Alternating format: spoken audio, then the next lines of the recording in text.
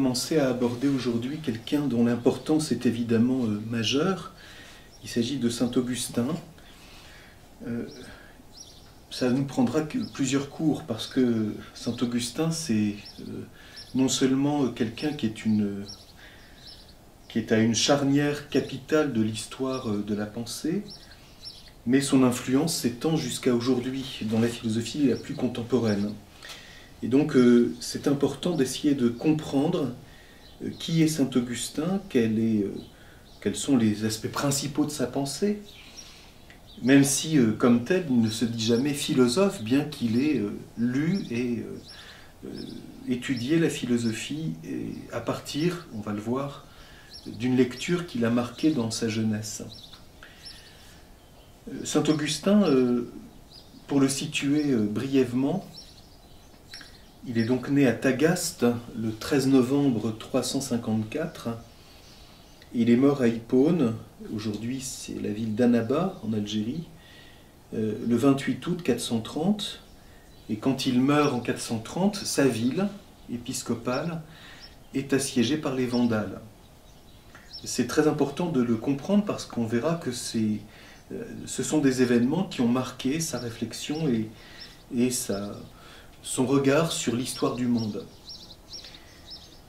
Il est important de comprendre qu'il est vraiment, je dirais, à cette charnière entre l'Antiquité, qui déjà à travers les premiers pères de l'Église, nous avons brièvement situé la dernière fois Origène, donc il fait ce lien entre l'Antiquité et le Moyen-Âge, qui va évidemment se rapporter à lui d'une façon extrêmement constante et très importante de plusieurs manières, non seulement du point de vue de la pensée, il est le premier qui fasse une grande synthèse théologique, on pense notamment à son ouvrage sur la Très Sainte Trinité, mais aussi par ce qu'il a vécu. Saint Augustin meurt comme évêque d'Hippone, et il est celui qui fonde la vie canoniale qui existe encore aujourd'hui. Et donc, on pourrait dire une partie de la vie chrétienne telle qu'elle s'est développée, en particulier dans la vie canoniale, mais aussi dans la conception de l'Église, dans la conception de la vie spirituelle, etc., dépend de saint Augustin.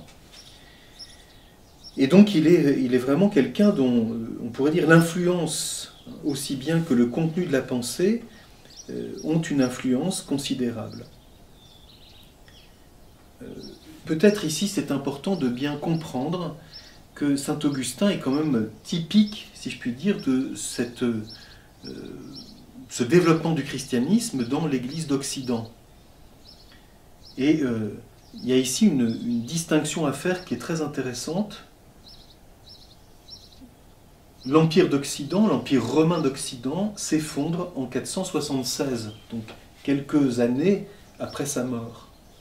La chute de l'Empire d'Occident, alors que l'Empire d'Orient, qui se développera dans ce qu'on a appelé l'Empire byzantin, ne cessera d'exister qu'en 1453. Et donc il y a cette rupture entre l'Orient et l'Occident, dont saint Augustin est déjà, en quelque manière, exemplaire, parce qu'il montre combien un renouveau va être nécessaire à partir d'une rupture qui est la chute de Rome. Et ensuite la chute de l'Empire d'Occident. La chute de Rome, c'est 410. 410, c'est du vivant de saint Augustin. Rome est envahie par les Goths en 410. Puis la chute de l'Empire d'Occident quelques années après sa mort, alors que l'Orient va continuer dans une sorte de continuité formelle. L'empereur romain d'Orient étant même celui qui est responsable, qui a autorité sur l'Église. Et c'est ce qui va donner naissance à des conceptions très différentes de la vie chrétienne, qui évidemment se développeront à travers des ruptures, des renouveaux, des rencontres et des nouvelles séparations qui marquent encore le christianisme contemporain. Saint Augustin est clairement un latin. Il dit d'ailleurs dans les Confessions qu'il déteste le grec et qu'il n'a connu la pensée grecque qu'à travers les traductions latines, en particulier chez Cicéron. Et donc là aussi, il y a quelque chose à prendre en compte, un changement alors que des gens comme Origène, comme Clément d'Alexandrie, etc., sont des gens qui lisent le grec et qui connaissent directement les penseurs grecs. Augustin est quelqu'un qui va découvrir la philosophie, surtout des néoplatoniciens, à travers déjà la transposition dans le monde latin, ce qui évidemment a une influence très importante.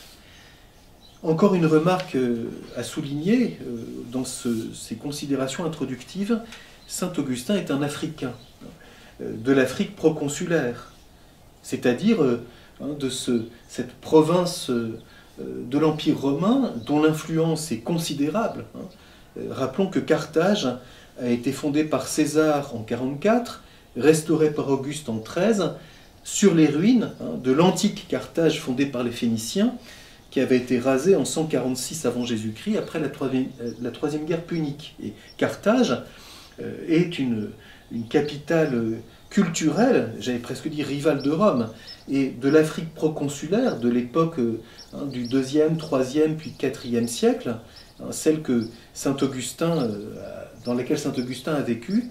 Cette Afrique proconsulaire, elle est celle qui donne naissance aux plus grands écrivains latins du 2e, 3e et début du 4e siècle. J'en cite quelques-uns parce que c'est important de situer que ce sont tous des berbères, donc de langue latine, et qui ne résident pas à Rome. On va voir que Saint-Augustin ira séjourner à Rome, mais n'y restera pas toute sa vie. Et donc ne résident pas à Rome, et pourtant ont une influence considérable sur la pensée latine et la pensée romaine. J'évoque quelques-uns de ces écrivains. Parmi les païens, il y a Fronton de Cirta, qui est un grammairien extrêmement connu, et qui a été le précepteur de Marc Aurèle, qui a éduqué plusieurs empereurs romains. Apulée de Mador, qui est un écrivain néoplatonicien que saint Augustin a lu au moment de sa conversion, et Sulpice Apollinaire, qui est le maître d'Olugel, ce compilateur et cet écrivain de génie extrêmement important dans l'Antiquité, dont l'influence sera considérable jusque dans la Renaissance, à travers son chef-d'œuvre, qui a fasciné notamment la rencontre d'Éros et de Psyché. C'est un thème qui a marqué toute la littérature, la poésie et la musique de la Renaissance et jusqu'à l'âge baroque. Et puis chez les chrétiens, les grands écrivains africains de langue latine, c'est Minucius Félix, c'est Tertullien, bien sûr. Tertullien, évidemment, qui finira un peu mal, mais qui est le premier grand apologiste latin. On connaît l'influence de Tertullien. Saint Cyprien de Carthage, évidemment, Lactance, Arnobe, et enfin Saint Augustin. Donc il y a ici toute une lignée. Nous n'avons pas le temps malheureusement d'étudier tout cela dans le détail, mais Saint Augustin connaît ses auteurs et d'une certaine façon il reprend et va donner une ampleur à ces premiers écrivains à la fois païens et chrétiens africains de langue latine.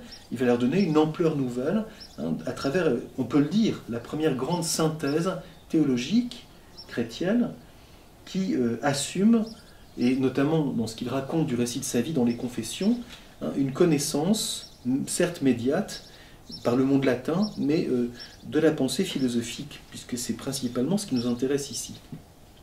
Nous verrons la fois prochaine les grandes lignes de la pensée de saint Augustin. Aujourd'hui, j'aimerais rester principalement sur des éléments biographiques, en lisant d'ailleurs quelques textes, principalement des Confessions. J'évoque quand même, tout de même brièvement, avant d'aborder cela, que nous verrons au terme, au 3e ou 4e cours, l'influence de saint Augustin dans toute l'histoire de la philosophie et de la pensée. En particulier, il y a, selon beaucoup d'auteurs, une préfiguration du cogito cartésien chez saint Augustin. Il y a des textes très célèbres à ce sujet, avec ensuite toute l'influence sur la phénoménologie du XXe siècle. Husserl, dans ses méditations cartésiennes, termine son grand ouvrage par une citation de saint Augustin. « Rentre en toi-même, qu'as-tu besoin d'aller à l'extérieur? Tout est en toi. » Et c'est là, il cite saint Augustin, donc cette fameuse voie d'intériorité qui marque la pensée augustinienne. Nous essayons de comprendre cela. Et puis dans l'histoire de la théologie, bien sûr, saint Augustin a une influence majeure sur le Moyen-Âge, comme je l'ai dit tout à l'heure, non seulement par ses grands traités théologiques, son étude du mystère de la Très Sainte Trinité, ses commentaires scripturaires, notamment son commentaire de la Genèse, qui est une de ses dernières œuvres, le fameux ouvrage des Rétractations, sur lequel je vais revenir tout à l'heure, mais aussi sur la vie chrétienne telle que saint Augustin a cherché à la mener, hein, à travers une vie au point de départ extrêmement orageuse, et notamment dans l'écriture de sa règle, hein, qui a influencé toute la grande spiritualité chrétienne occidentale, et notamment la vie canoniale.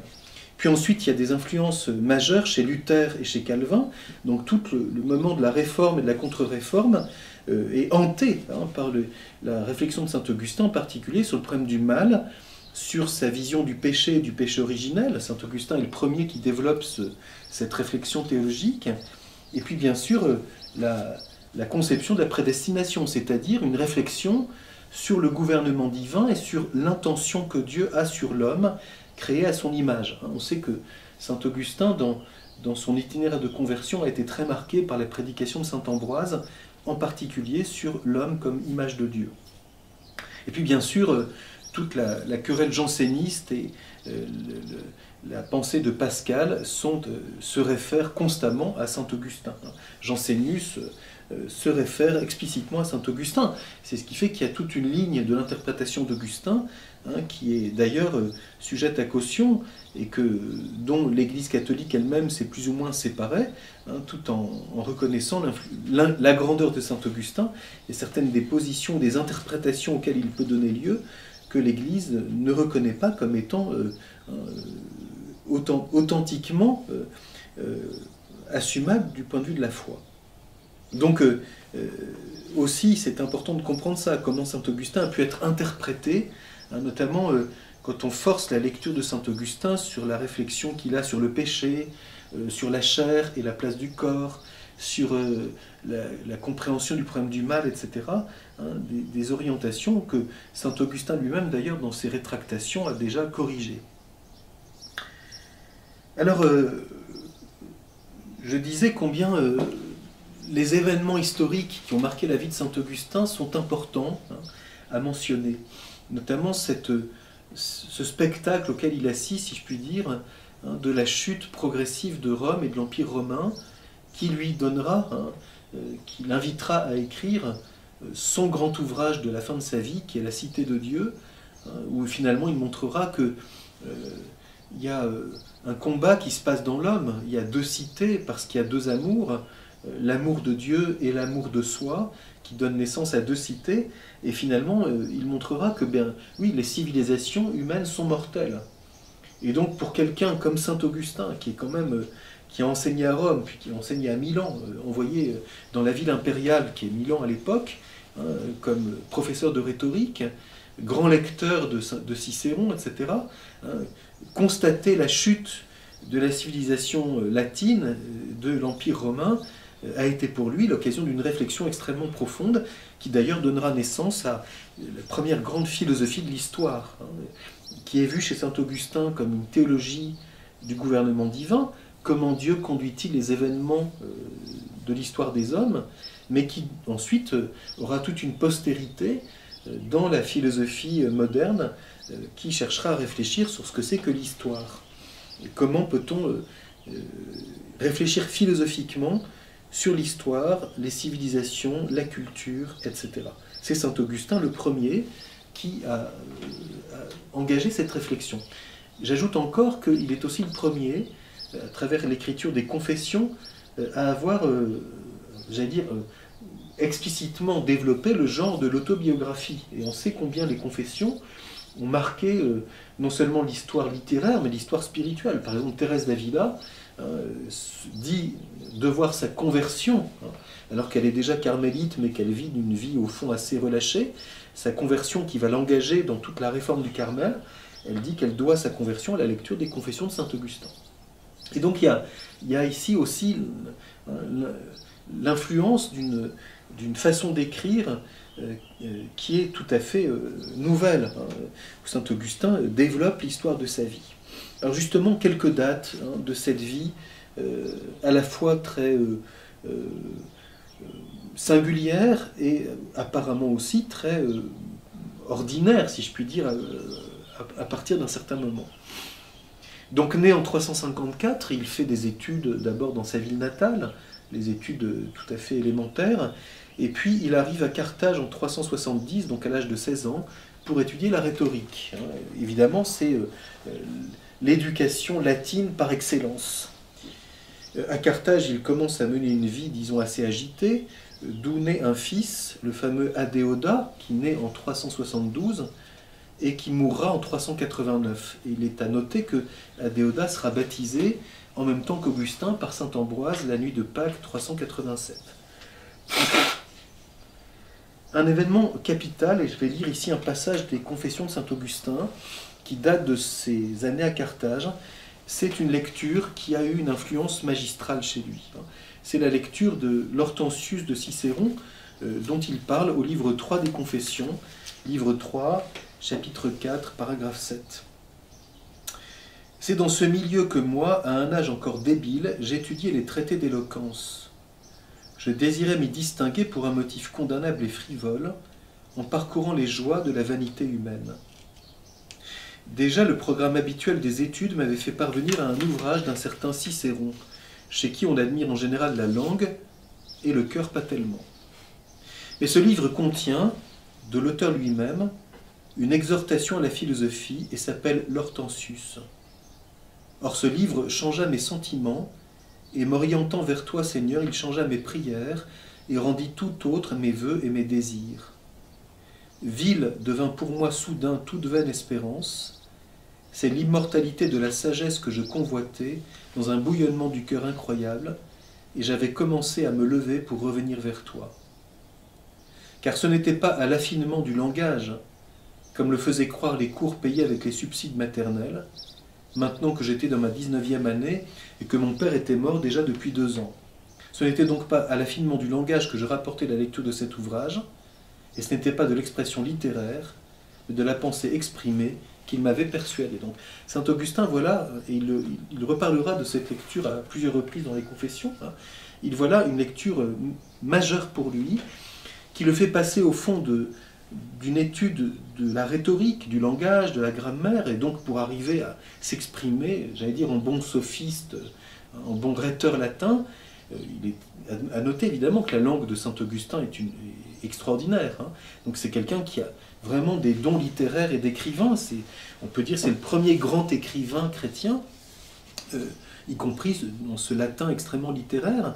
Mais au fond, cette lecture de l'Hortensius de Cicéron, qui lui fait goûter déjà certains textes philosophiques, lui fait passer de l'amour du langage et de l'expression à la recherche de la vérité dans la sagesse et donc au contenu de la pensée. Il poursuit un peu cette réflexion en disant « Ah, comme je brûlais, mon Dieu, comme je brûlais de m'envoler du terrestre pour revenir vers toi. Et je ne savais pas quelle était ta conduite avec moi, car c'est auprès de toi qu'est la sagesse. Or, l'amour de la sagesse porte chez les Grecs le nom de philosophie, et c'est lui qui m'enflammait dans ma lecture. Il en est qui séduisent au moyen de la philosophie. Ce grand nom, flatteur et honorable, leur sert à colorer et à maquiller leurs erreurs. Or, presque tous ceux qui, au temps de l'auteur et avant lui, agissaient ainsi, sont signalés dans ce livre et démasqués. Et on voit là qu'il était salutaire l'avertissement que donne ton esprit par l'intermédiaire de ton bon et pieux serviteur. Et là, c'est une citation. Prenez garde qu'on ne vous prenne au piège de la philosophie et de ses vaines séductions, suivant la tradition des hommes, suivant les rudiments de ce monde et non pas suivant le Christ, car c'est en lui qu'habite toute la plénitude de la divinité corporellement.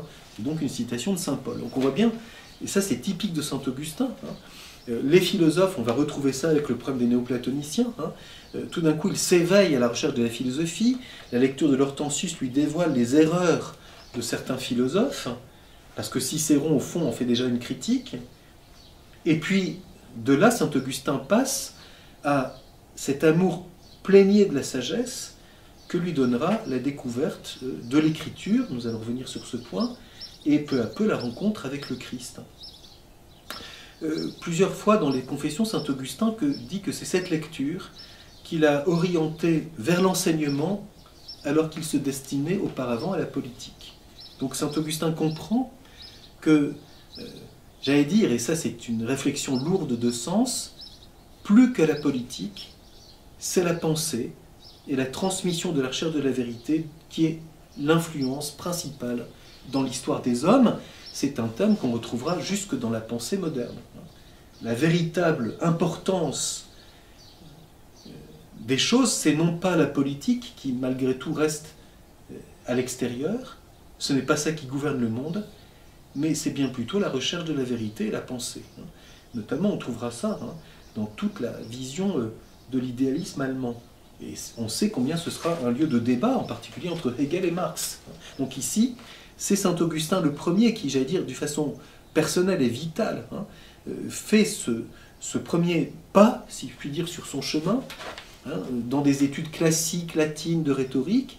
Une lecture le tourne davantage vers l'enseignement et la recherche de la vérité, qui évidemment va être dans un itinéraire tellement à la fois humain et profond chez saint Augustin, plus que vers la recherche du succès politique par notamment la rhétorique.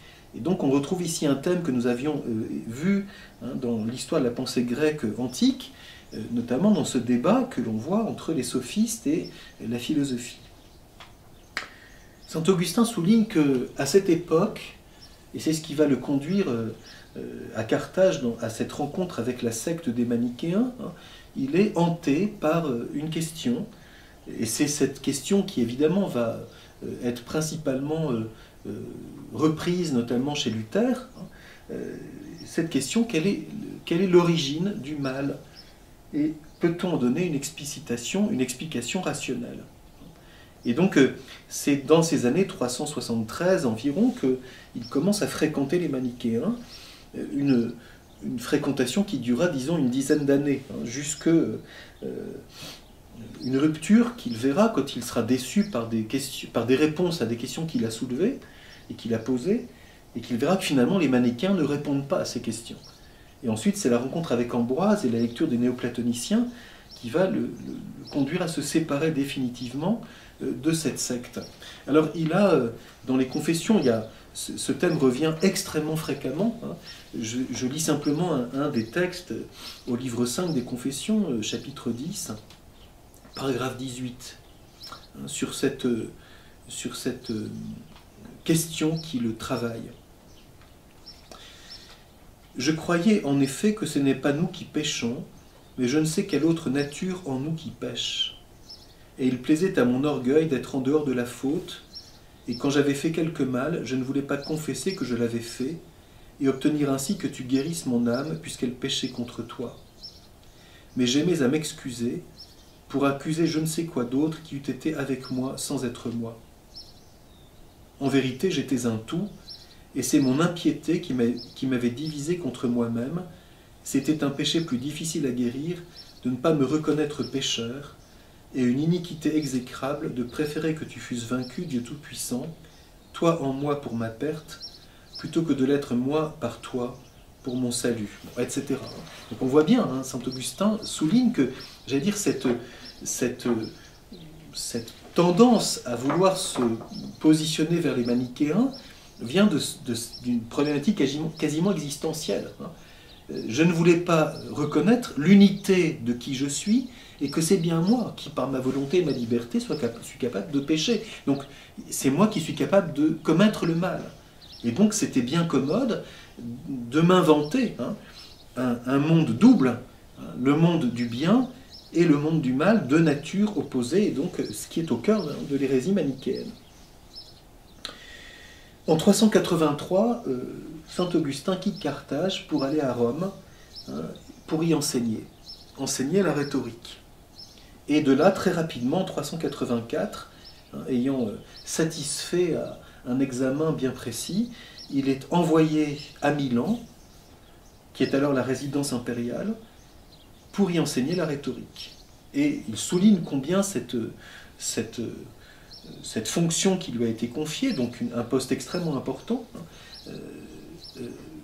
et fait partie de la conduite providentielle de Dieu, parce que c'est ça qui le conduit à rencontrer saint Ambroise, qui est alors évêque de Milan. Et dans les confessions, saint Augustin raconte cette rencontre. Là aussi, je lis simplement un petit extrait parce que il développe l'importance de cette rencontre, hein, et qui est qui est capitale dans l'histoire de sa vie. Lorsqu'à Rome, le préfet de la ville reçut un message de Milan qui lui demandait de procurer à cette cité un professeur de rhétorique et proposait même le voyage aux frais de l'État, je briguai moi-même ce poste par l'entremise de ceux-là même qu'enivraient les vanités manichéennes. C'est pour me libérer d'eux que j'allais là-bas, mais ni eux ni moi ne le savions. Et je demandai donc que, une fois passée l'épreuve du discours proposé, le préfet d'alors, Symmaque, m'y envoya.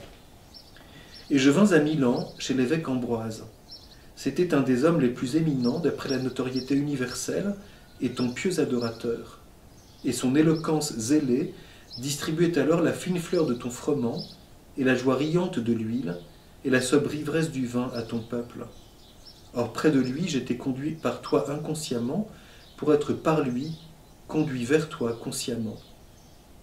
Cet homme de Dieu m'accueillit paternellement et se félicita de mon séjour à l'étranger avec une charité bien digne d'un évêque. Mon séjour à l'étranger, donc Augustin se considère bien comme africain. Et donc, étant à Milan, il est à l'étranger. Et Milan le félicite. Alors, saint Augustin raconte que il n'est pas du tout allé d'abord écouter saint Ambroise parce que ça l'intéressait d'écouter ses prédications, mais d'une part parce que saint Ambroise était très très gentil avec lui, donc il dit son amitié fait que je venais le trouver, hein, donc c'est très intéressant. Hein. L'amitié joue un rôle majeur dans la vie de saint Augustin, hein, y compris des amitiés orageuses, voire des amours tumultueuses, hein, avec de très nombreuses femmes et ainsi de suite. Il raconte très longuement dans les confessions, évidemment, sûrement en étalant davantage son péché, hein, combien il a fréquenté un nombre de personnes d'un certain type, voilà, et qu'il a mis très longtemps, hein, à quitter cette vie de désordre. Bon. Donc il dit qu'il va d'abord écouter saint Ambroise parce qu'il est très gentil avec lui, puis aussi, dit-il, parce que j'admirais son éloquence. Et puis de là, il va se faire, si je puis dire, attraper, hein, par un sermon qu'il relate, très important, où saint Ambroise prêche sur l'homme créé à l'image de Dieu. Et c'est dans le même temps, en 383-384, que saint Augustin découvre, en lisant Plotin, Porphyre et Apulée, hein, les textes des néoplatoniciens, dont il dit qu'il y a trouvé des quantités de vérité qu'il trouve aussi dans l'Écriture sainte, parce qu'il se met ensuite à lire l'Écriture à peu près au même moment, mais que ces néoplatoniciens n'ont jamais abordé certains sujets, en particulier la place de l'humilité, l'importance du mystère de l'incarnation. Il dit oui, chez les néoplatoniciens, j'ai trouvé qu'on parle du Verbe de Dieu, parce qu'on parle de la sagesse incréée, mais j'ai jamais vu que la sagesse se soit faite homme. Et donc j'ai vu des différences avec l'Évangile. Et puis saint Augustin, qui dit dans un premier temps, il a été très rebuté par la lecture de l'Écriture, qu'il trouvait d'un langage trop frustre.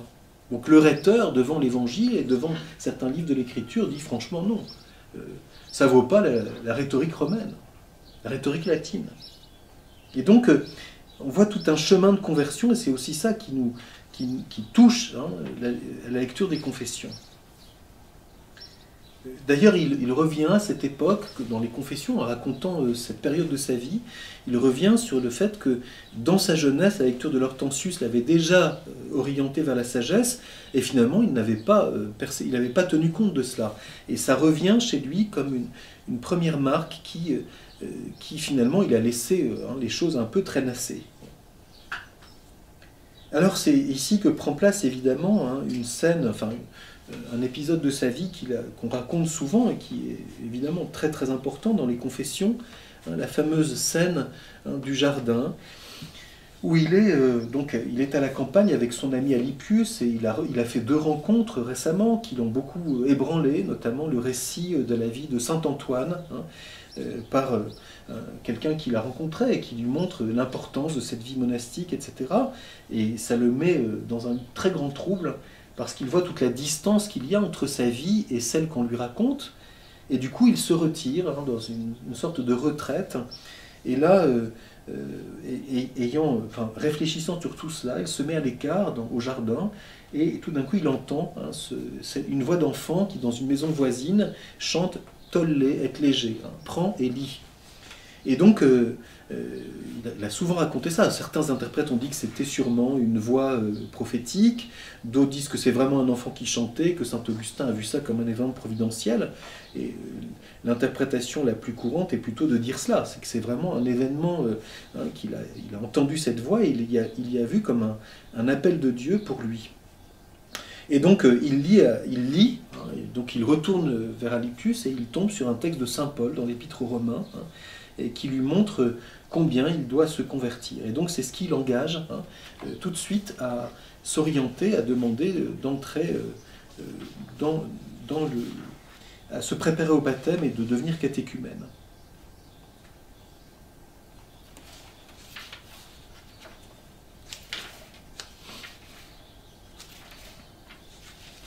Il raconte ceci.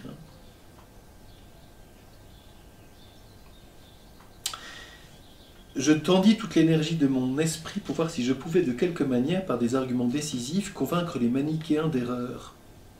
Alors si j'avais pu concevoir une substance spirituelle, aussitôt toute leur construction eût été disloquée et balayée de mon esprit. Mais je ne le pouvais pas. Néanmoins, sur la matière de ce monde, et sur tout le domaine de la nature accessible au sens charnel, les opinions d'un grand nombre de philosophes paraissaient à mon jugement beaucoup plus probables après maintes et maintes réflexions et comparaisons. Donc on voit bien qu'il commence à mettre en question aussi à cette époque, juste avant ce moment de conversion, la théorie manichéenne, parce que les philosophes lui montrent que non, la matière n'est pas mauvaise, que le monde n'est pas le monde du mal, etc., que la sensibilité n'est pas le monde du mal. Et donc il doit quitter cette espèce de dualisme. Aussi, à l'exemple des académiciens tels qu'on les interprète, je doutais de tout, et je flottais entre toutes les doctrines. Alors je décidai qu'il fallait abandonner du moins les manichéens, ne croyant pas devoir, en pleine crise de doute, me maintenir dans une secte au-dessus de laquelle je plaçais déjà un certain nombre de philosophes. À ces philosophes pourtant, parce qu'ils ignoraient le nom salutaire du Christ, je refusais absolument de confier le traitement des langueurs de mon âme. Je résolus donc d'être catéchumène dans l'Église catholique, qui se recommandait de mes parents, aussi longtemps qu'une certitude ne me montrerait pas dans sa lumière où diriger ma course. Donc c'est dans ce moment de doute et de travail intérieur de son âme, quittant les manichéens, voyant que la philosophie lui montre beaucoup de vérité mais qu'elle ne lui suffit pas parce qu'elle ne répond pas à toutes ces questions, hanté par le problème du mal, bouleversé par ces rencontres qu'il a faites, est devenu catéchumène, que cette scène du jardin prend place et qu'elle est décisive dans sa vie. Et donc il raconte ça longuement dans le livre 8 des Confessions. Donc il est ensuite baptisé par Ambroise en 387, et très vite, après ce baptême, au fond sa vie change complètement. Il retourne à Tagaste. Il y a aussi cette scène fameuse où il raconte la mort de sa mère, Monique, à Ostie. Donc, au moment où il s'embarque pour retourner en Afrique, il doit quitter sa mère. Et on sait combien saint Augustin a pleuré la mort de sa mère en reconnaissant combien elle avait joué un rôle majeur par sa patience et sa présence dans toute sa jeunesse. Donc il retourne à Tagaste, et là il y fonde un monastère, on pourrait presque dire presque un monastère pythagoricien, quoique chrétien, dont la vie est principalement avec quelques amis. Il a fondé ce monastère sur le domaine qu'il a hérité de sa mère, et donc sur ses biens familiaux, et il mène là une vie de prière et d'étude, de recherche de la vérité. Et puis c'est contre son gré qu'en 391 il est ordonné prêtre. Il ne voulait pas du tout entrer dans cette vie. Il se voyait restant dans une vie d'étude et de prière. Et tout d'un coup, ordonné prêtre en 391, puis évêque coadjuteur et titulaire en 395-396, sa vie change complètement. Et donc saint Augustin, on peut dire, est aussi un homme qui a... c'est plutôt un homme d'étude, c'est un grand lecteur, c'est un intellectuel, c'est quelqu'un qui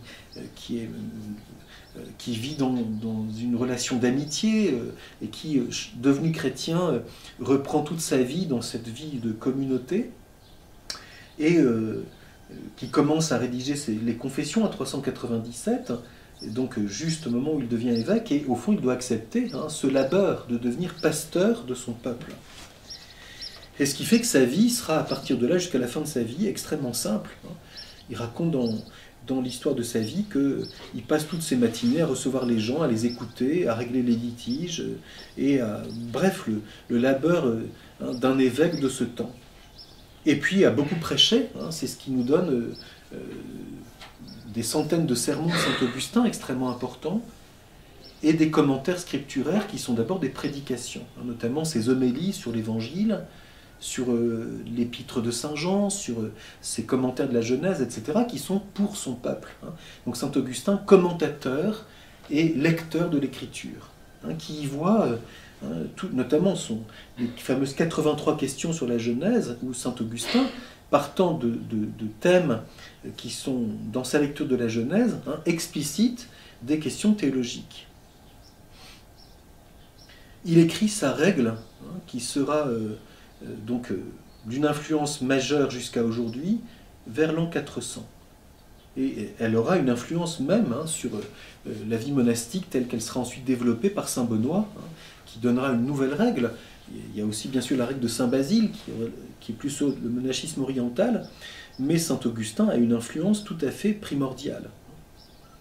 Et c'est en étant évêque qu'il fonde donc un nouveau monastère, après le premier qu'on a évoqué il y a un instant, dans sa maison épiscopale, et c'est ce qui donne naissance à la vie canoniale. Saint Augustin pensant qu'il est bon que l'évêque vive avec ses prêtres une vie commune, donc vie d'étude de l'écriture, de prière commune, et de prédication et de rencontre.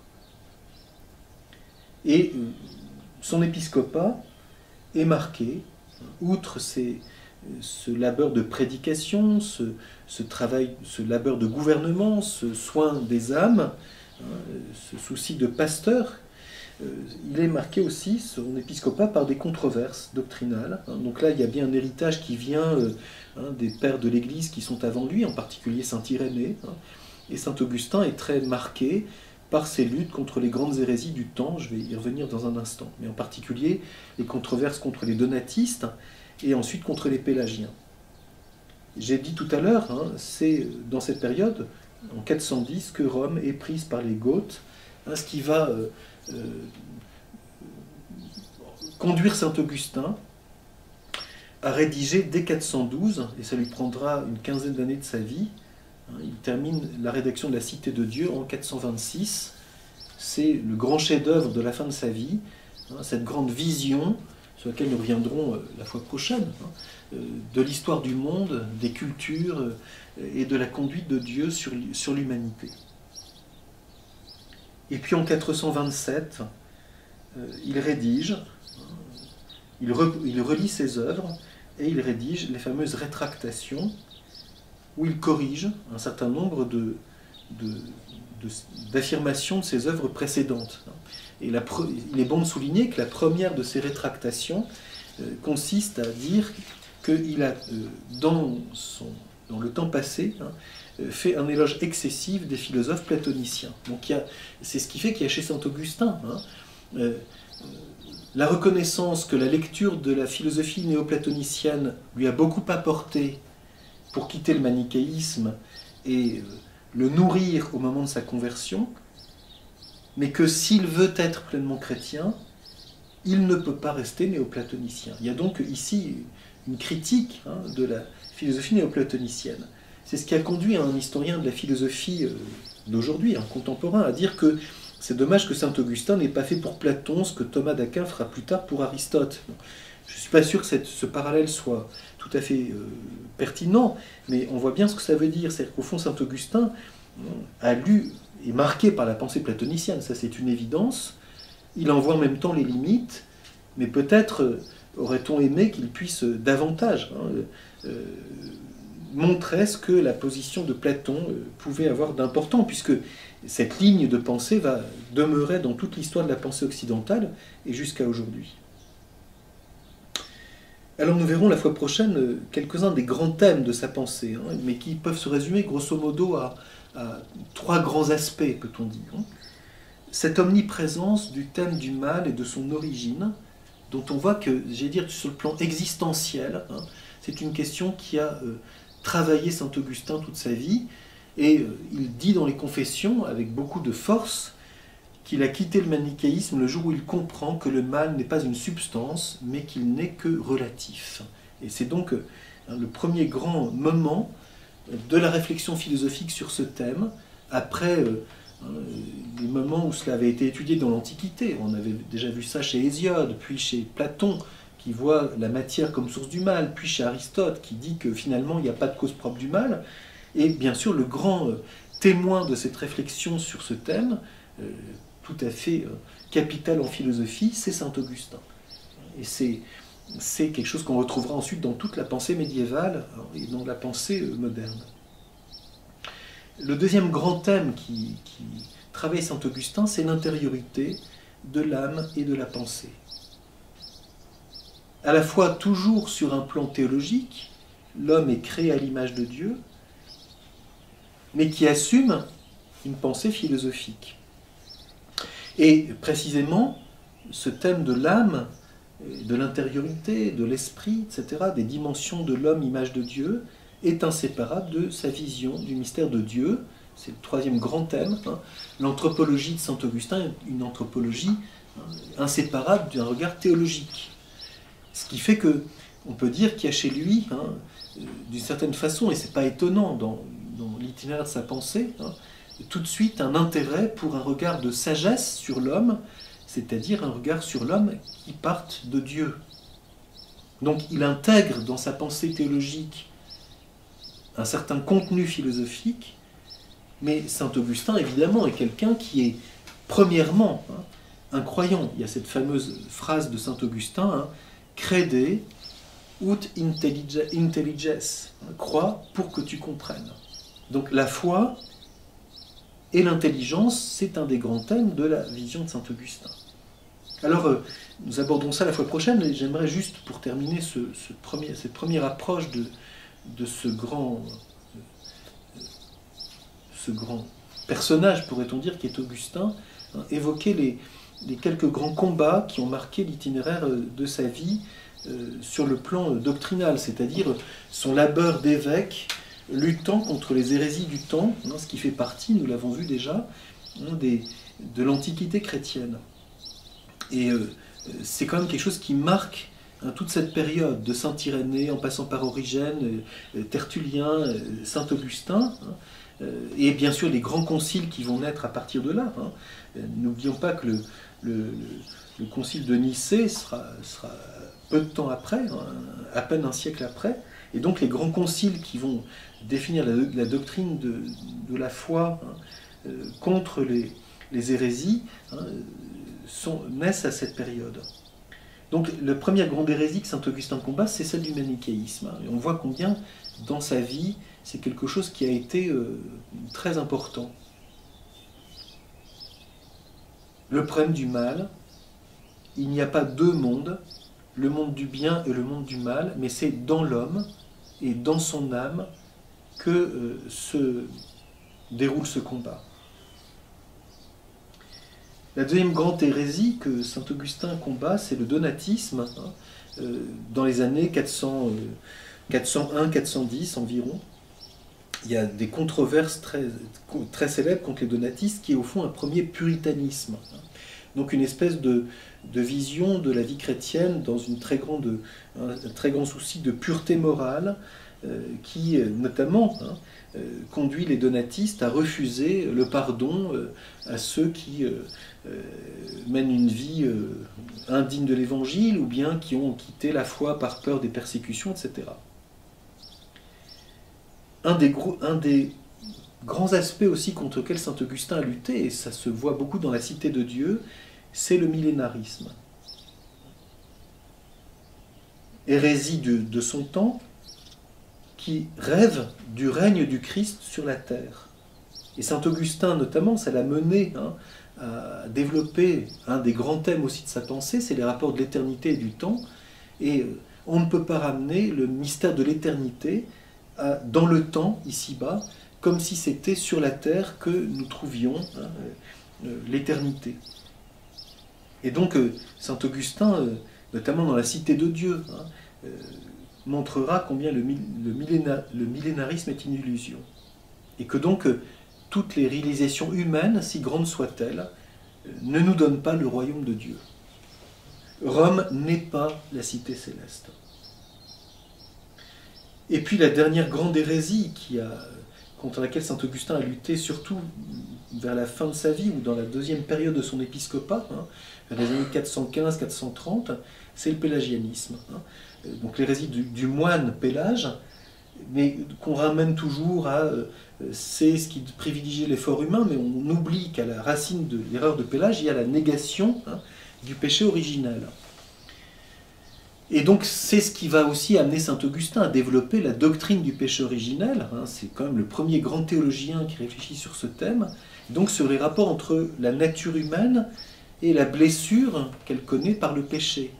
Le péché originel qui ne détruit pas la nature humaine, mais la fait déchoir. Et donc, Pélage nie le péché originel, et par conséquent la nécessité de la rédemption, donc le rôle du Christ est secondaire, et par conséquent, la grâce n'est pas nécessaire. C'est donc la liberté humaine et le développement naturel de l'homme qui nous donne le salut. Et donc,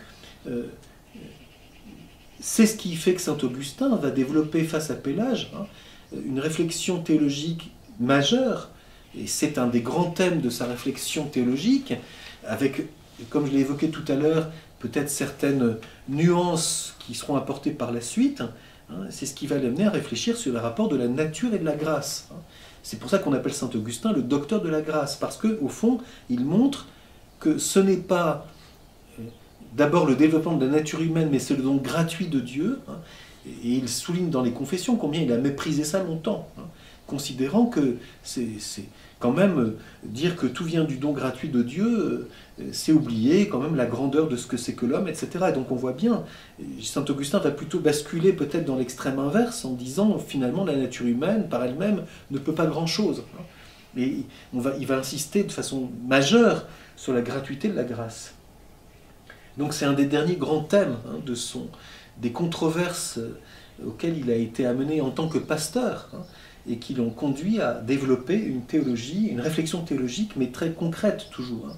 Saint Augustin n'est pas quelqu'un qui écrit des manuels ou un traité de théologie. C'est quelqu'un qui prêche et qui écrit pour répondre en pasteur aux questions qu'il rencontre et dont il voit qu'elles éloignent de l'Évangile. Et donc, la dernière grande erreur qu'il combat, le pélagianisme, qui le mène à insister beaucoup sur la théologie de la grâce. Voilà. Alors, bien sûr, j'ai fait une confusion là, sur le plan temporel. Le concile de Nicée est avant saint Augustin, bien sûr. Mais il est dans cette période où les grands conciles vont être confrontés aux hérésies, et il fait partie de ces pères de l'Église qui, confrontés à ces erreurs au nom de l'Évangile, cherchent à les combattre, et pour cela assument une doctrine philosophique qui puisse expliciter davantage ce que la parole de Dieu et l'Évangile contiennent.